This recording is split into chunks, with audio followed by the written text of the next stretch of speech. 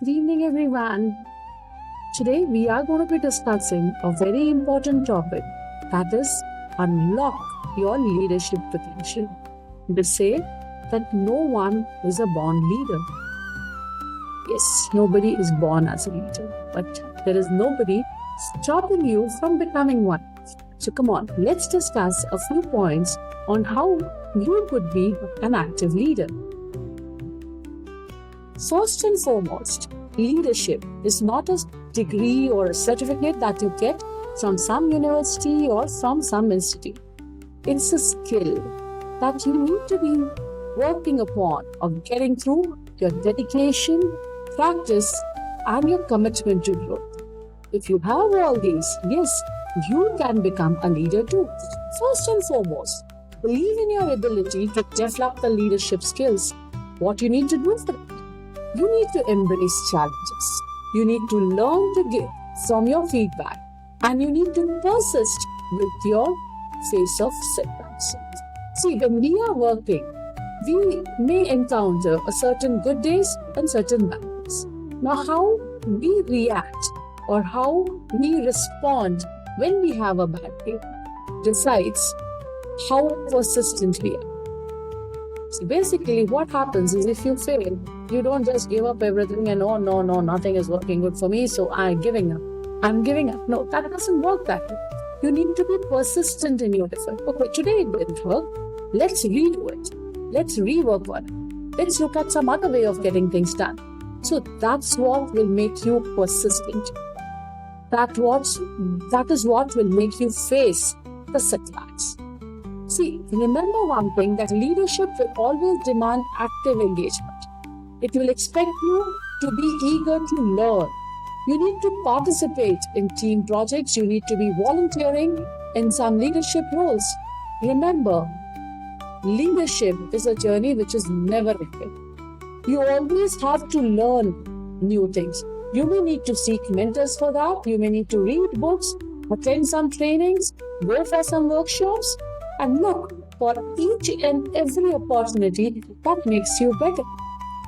Now, at times, stepping into a leadership role can be pretty intimidating. But always remember, something that comes with challenges is going to be rewarding. So go ahead, embrace the challenges, and watch yourself transform into a good leader. Now, the very first step is taking the first step. Yes, taking the initiative. Look around you. There is always a scope of improvement. So, what are you going to do about it? Just look around and just leave it like that? No. What you are going to do is, you are going to look around you, understand what needs improving, understand what difference you can bring about. Go ahead, take the initiative, start spotting the opportunities, work with it. Don't wait for somebody to come and tell you, "Arey, you didn't see that? You could have done that about it."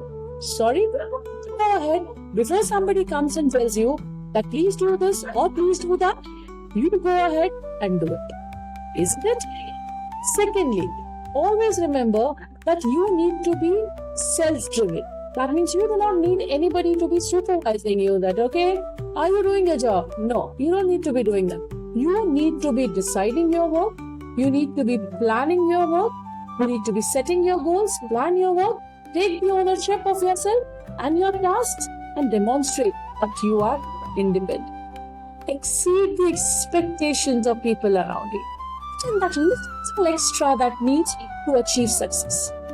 Show that you are dedicated and you believe in delivering quality and excellence. See, basically, when you take initiative, you inspire others to do the same. So, lead by example, set the standards for proactive engagement. Now, looking at the next aspect of being a leader, you need to be an empathetic listener. Because when you are an empathetic listener, you are going to be fostering trust and understanding. You're going to be strengthening your relationships. It will be helpful for you to resolve conflicts, create a safe and inclusive environment.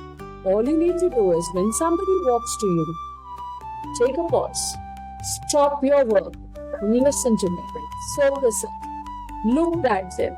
Try to understand what they are trying to speak. Understand their perspective. That shows them that yes, you are interested in helping them. You are interested in guiding them. You are there to give them solutions. At any point in time, don't be judgmental, because once you become judgmental, your way of giving solution will change. So don't be judgmental. Listen with an open mind and try to focus on the person who's in front of you. Being an empathetic listener takes you to the second step, that is building trust. How does one build trust? By keeping promises, isn't it? Yes. Keep your promises. Follow the commitments that you have made. Be someone on whom people can depend. See, basically, for every person to be trustable, the person needs to be ethical. I need to have some ethics towards my work, some integrity towards my work. I need to be honest. I need to be transparent with my actions. I need to earn a reputation of being trustworthy. I need to treat one and all. A leader needs to treat one and everyone around him fairly. There need not be any biases. There need not be any favoritism at any point in time. When you are sharing some information, when you are encouraging a dialogue, okay, always be accountable for it. Take accountability of your actions. Take accountability for your words. But remember that trust is not earned overnight. It's earned by consistent behavior and transparent communication. Now, once you have earned trust, you need to be sure that it's going to be acting as a bedrock of a strong and healthy relationships. Another important aspect, showing respect. Yes, you need to be showing respect. When we are working as a team, in my team, I may have people coming in from different walks of life. I may have a senior person with years and years of experience. I may have a fresher who's just out of a beautiful engineering college. Or I may have a fresh MBA graduate. Okay? So I need to respect each and every one of them in whatever way they are. I need to appreciate their know-how. I need to appreciate their contributions to my project. I need to acknowledge their efforts and make sure they feel valued and respected. See, always remember one thing. People will forget the good and the bad things that you do to them, but they will never forget how you made them feel. Treat everyone with respect. Be it diverse, it could be basically you need to value their different perspectives. You need to create a more inclusive environment where everybody feels that yes, I am an important member of this team. Now, when you start showing respect, when you start giving respect, you basically foster a positive and a productive environment. It's very critical to build a strong relationship and encourage performance. One more important part of being a leader is proactive. Being proactive. You need to be anticipating the failures and acting even before the house of cards has fallen down. Right? So you need to look ahead, identify what could be the possible challenges that may come across, what could be the obstacles that my team might face. And you also need to be always ready with plan B, so that in case if plan A fails, my team can easily switch over to plan B without putting much of the efforts. Now, being proactive not only just updates you, makes you a safety guard for problems that arise, but being proactive also makes you being alert to the new opportunities, the new trends, that are coming in, because today's market is such that every day we have something new, and that's what the client comes up, even before the world knows, or even before you get a hint of it, the people are already talking about it. So be alert. Look for new opportunities. Understand what are the emerging trends. Seek out ways to improve and innovate. A proactive leadership, always remember, will drive innovation and progress. It empowers others to take control and shape their own destinies. Next thing, give a honest feedback and be kind when you're giving feedback. Now, did you know that the new trend that people are nowadays using is of sandwich feedback? Here, does it mean that am I sugarcoating? No. Sugarcoating means you say the same thing so sweetly that the other person may or may not understand what is being communicated to you. But when I talk about a sandwich feedback, I am trying to say that yes, you give a bitter pill, but you keep it inside two sweet layers of appreciation. Yes, you need to tell a person that, sir, you are wrong, but these are your positive aspects which can be used so that I can have more positive results. So here you have told him everything positive that he has and how he can go ahead and rectify the mistakes that he has made. And you are being kind to him. So just look at this thing called as sandwich feedback, because see, understand everything that everyone likes to be appreciated. Nobody likes to be criticized. And at the same time, but when it is feedback time, give the feedback for that very piece of work. Don't go and dig the history. See, in the past you did like that is why nobody corrected you then, see now I'm correcting you. Don't do that. Because every day a person is growing, every day he is learning something new. So you need to be taking that things from him, right? So an honest and a kind feedback will definitely drive growth and strengthen the relationship. Again, empowering others. Now see, if I have become the leader, it's not the end of the world. Okay, I'm the leader and I'm the boss and I'm going to stay like this and all of you are slaves. No, that's not the way. When I have been assigned a task to lead a project, I don't need to act like Hercules holding the entire earth on my shoulders. See, what happens is in few days of excitement dies and then you are like, oh, I can't do it anymore. So that's what happens. But here, we are not looking at Hercules.